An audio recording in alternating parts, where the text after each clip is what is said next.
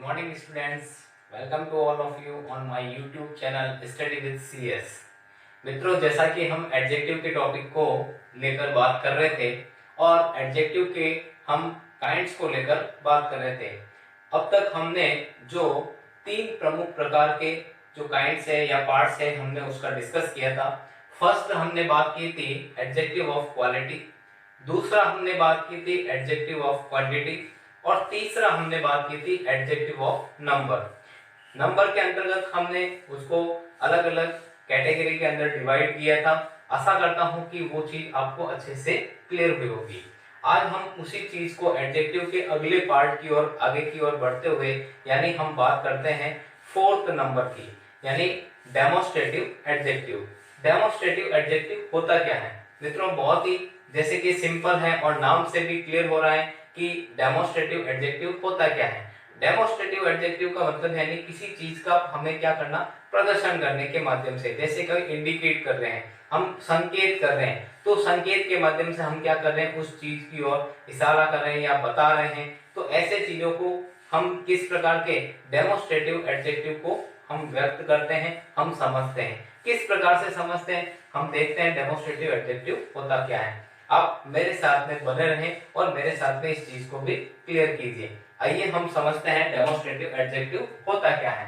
देखिए मित्रों, demonstrative adjective होता क्या है। नंबर 4 की बात कर रहे हैं, डेमोस्ट्रेटिव एडजेक्टिव। अब जैसा कि नाम से मैंने अभी बताया, आपको नाम से ही क्लियर हो रहा है। डेमोस्ट्रेट का मतलब क्या होता है? प्रदर्शन करना। डेमोस्ट्रेट का मतलब होता क्या है?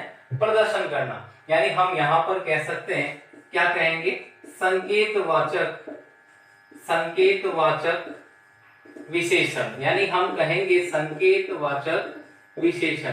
यानी डेमोस्ट्रेटिव एडजेक्टिव का मतलब यह होता है कि संकेतवाचक विशेषण। अब संकेतवाचक विशेषण क्या होते हैं, तो हम यहाँ पर लिखेंगे वे एडजेक्टिव या वे विशेषण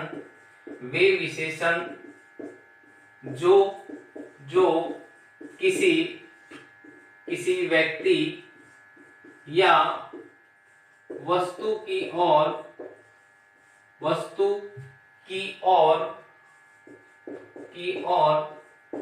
संकेत करें, वे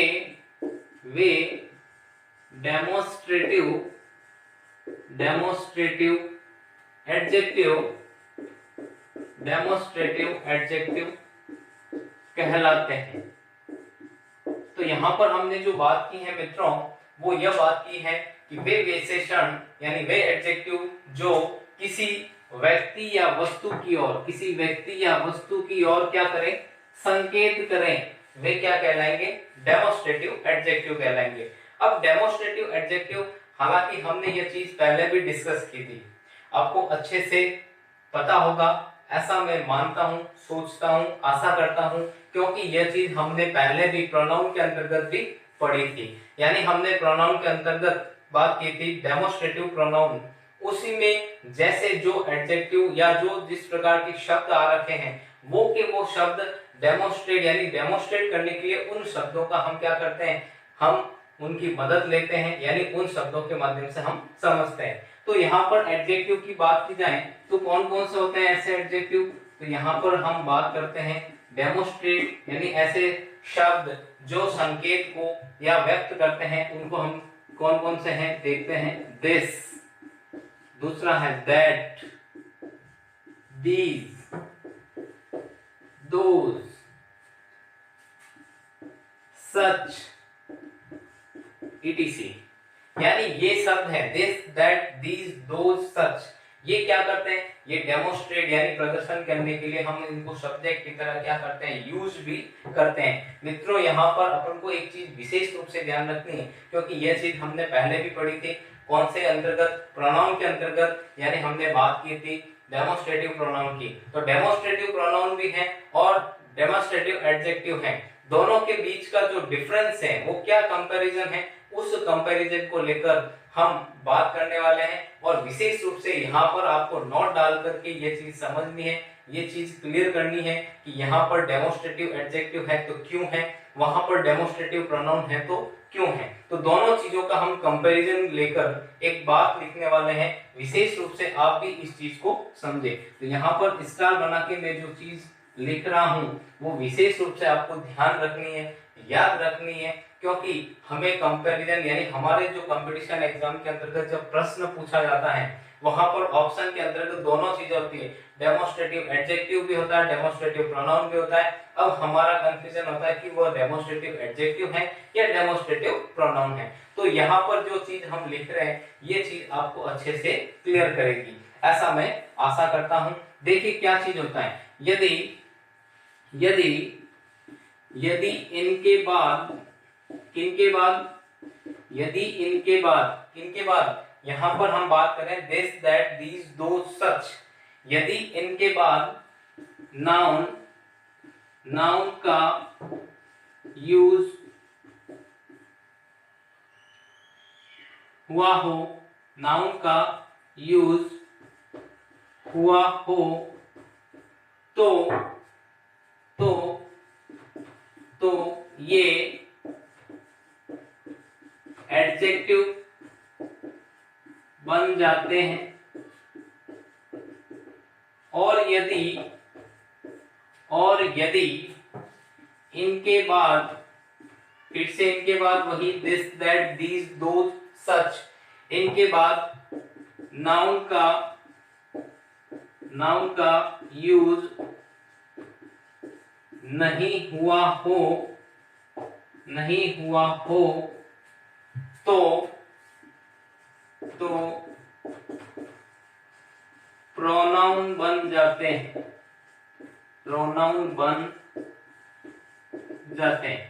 मित्रों यहाँ पर यह चीज हमारे लिए बहुत ही इंपॉर्टेंट है और हमारे को यह चीज ये समझ में आनी चाहिए।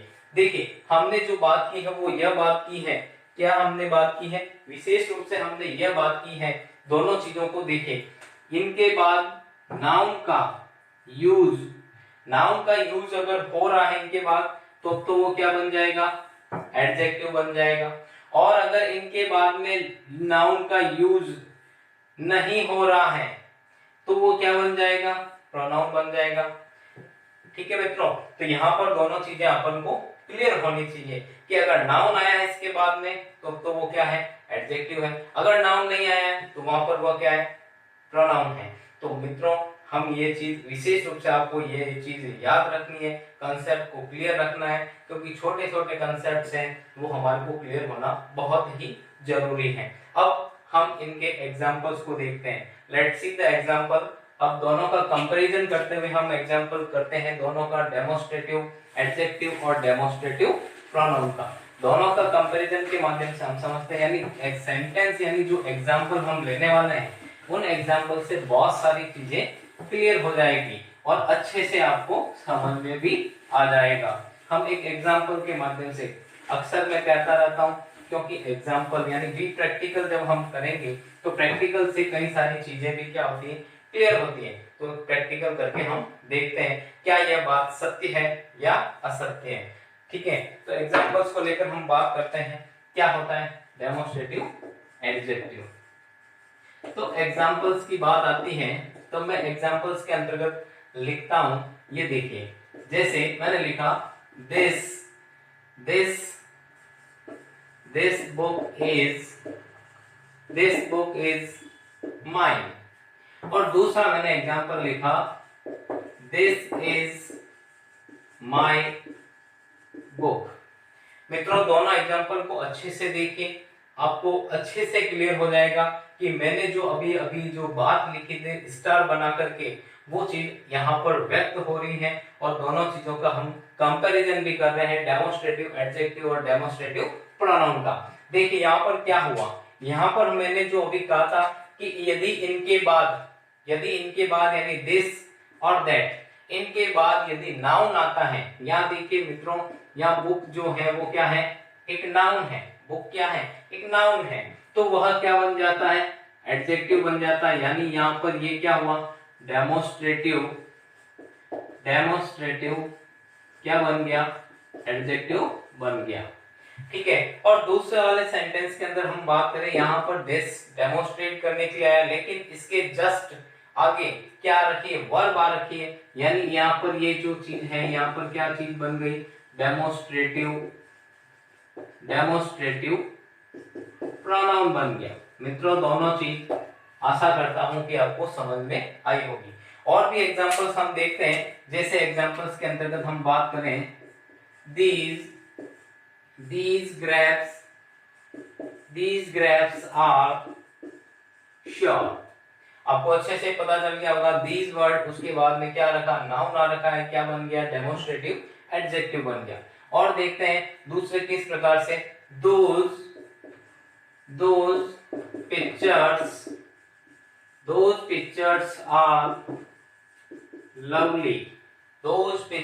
are lovely। यहाँ पर भी दोनों सेंटेंस के अंतर्गत हम बात करें, these और those, इसके बाद में क्या रखें, नाउन आ रखें, और नाउन आने के साथ में भी ये क्या कर रहे हैं, संकेत कर रहे हैं कि क्या कर रहे हैं, these grapes, ये जो grapes जो हैं वो क्या है, खट्टे हैं। those pictures, वो जो पिक्चर है वो कैसी, बड़ी सुंदर है, लवली, ठीक है ना। तो यहाँ पर हम एग्जांपल्स यानी डेमोन्स्ट्रेटिव एडजेक्टिव को आशा करता हूँ कि ये चीज आपको अच्छे से क्लियर हुई होगी। नेक्स्ट अपन बात करते हैं अपना जो एडजेक्टिव का अगला पार्ट जो आता है वो आता है डिस्ट्रीब्यूटिव एडजेक्टिव।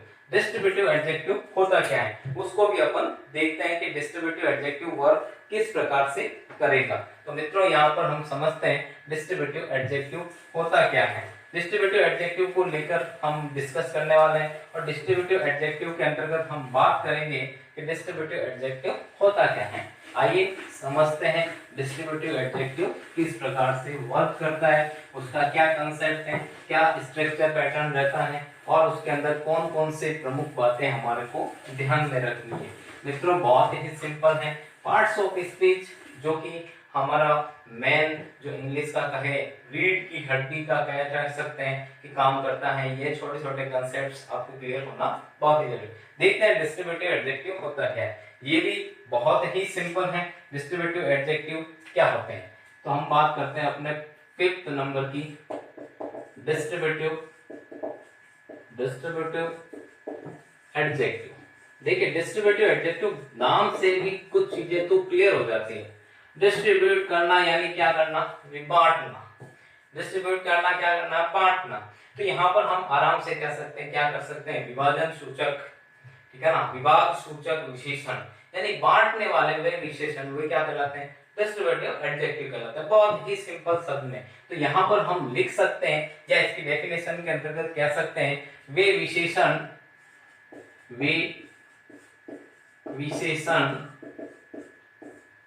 विशेषण जो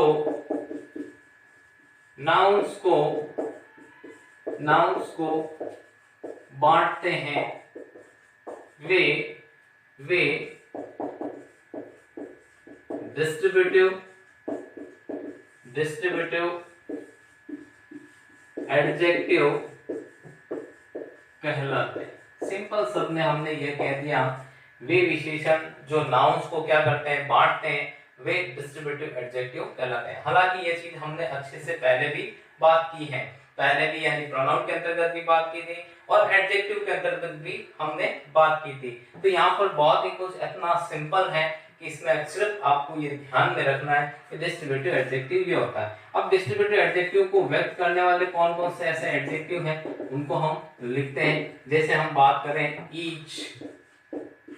ईच, एवरी, आइदर, नाइदर और ऑल एटसेट्रा। तो इस तरह से यहाँ पर each, every, either, neither, all आदि जो शब्द हैं वो किसको, डिस्ट्रीब्यूटिव एडजेक्टिव को व्यक्त करते हैं। अब एग्जाम्पल के माध्यम से इसको समझते हैं किस प्रकार से इसके एग्जाम्पल्स होते हैं और किस प्रकार से ये वर्क करता है। तो यहाँ पर हम बात करें जैसे किस प्रकार से, जैसे हम एग्जाम्पल की बात करें, एवरी स्टूडेंट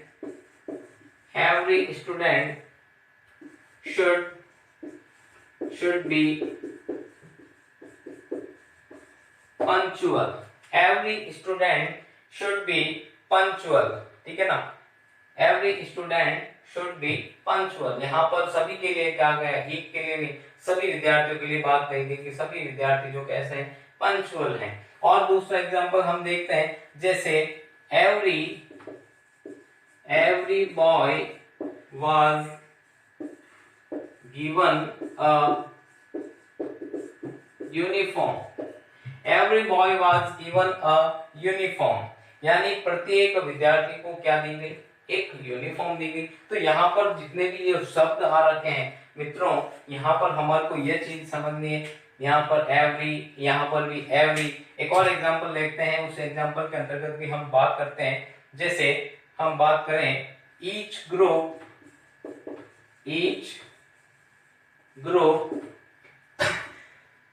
सॉरी मित्रों, each group is to follow its leader। each group is to follow its leader यानी प्रत्येक जो ग्रुप है वह क्या करता है, अपने नेता का अनुसरण करता है, उसको फॉलो करता है। फॉलो का मतलब क्या था, अनुसरण करना।